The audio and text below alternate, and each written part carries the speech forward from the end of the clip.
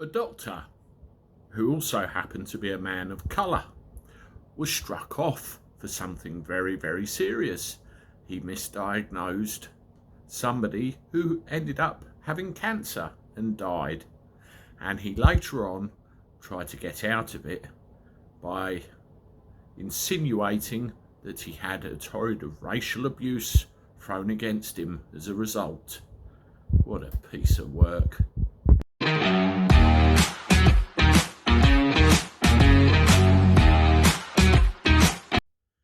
Howdy everyone, welcome back to my living room for a Wednesday and the channel.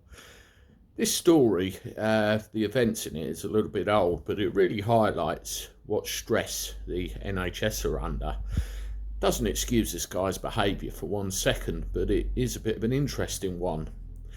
Robert Jenyo, 53 years old, also happens to be a man of colour. Not that that should make a difference, you're either a good doctor or a bad doctor. Has somebody come to him, a patient who's in distress, a 60-year-old, because they've got pain in their shoulder and down their back. Mr. Jenyo decides, it's a physiotherapy issue. I'll pack him off to physiotherapy, send him a referral.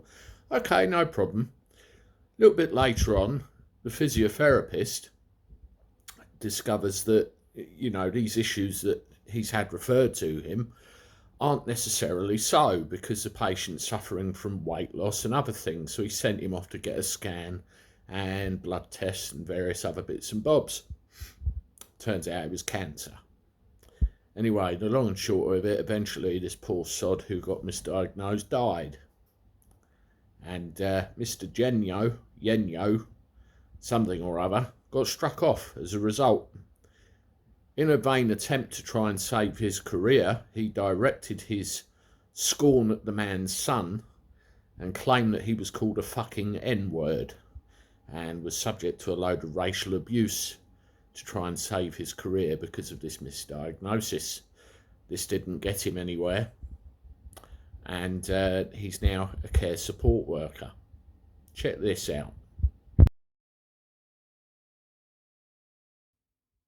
Yeah, that's him. What a piece of work. Will never be a doctor again. It's not bad enough that he misdiagnosed this patient. I mean, that happens. There are various recordings of this over the years, but to then go on and accuse a grieving son of racial abuse to try and save his own neck, disgusting. And I hope that his care support worker job gives him some solace after his actions. Cancer is a very, very dodgy thing. You've got to catch it early enough. And there's some forms of cancer that by the time you present symptoms, it's too late. My own stepfather died of cancer. He was 57 when he got diagnosed. He lasted for 10 years. And I watched that disease eat him alive. Not very pleasant for the family, not very pleasant for anybody. It needs catching quick, otherwise you've had it. And for somebody like this to turn around and levy a racial abuse claim at a grieving son disgusts me to my core. And you should hold your head in shame.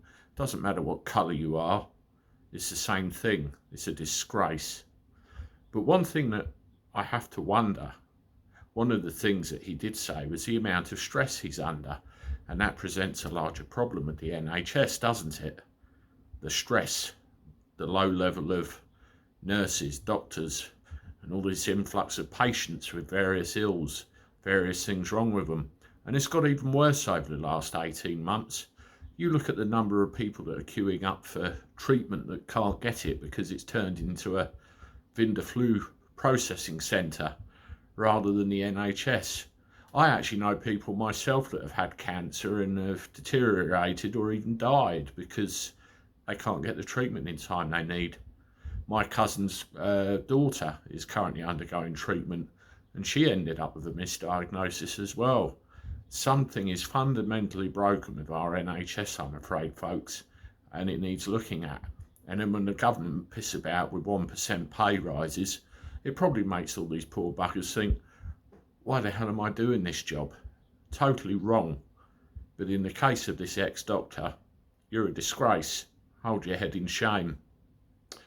I'm off. I'll see you later with another one. Toodaloo.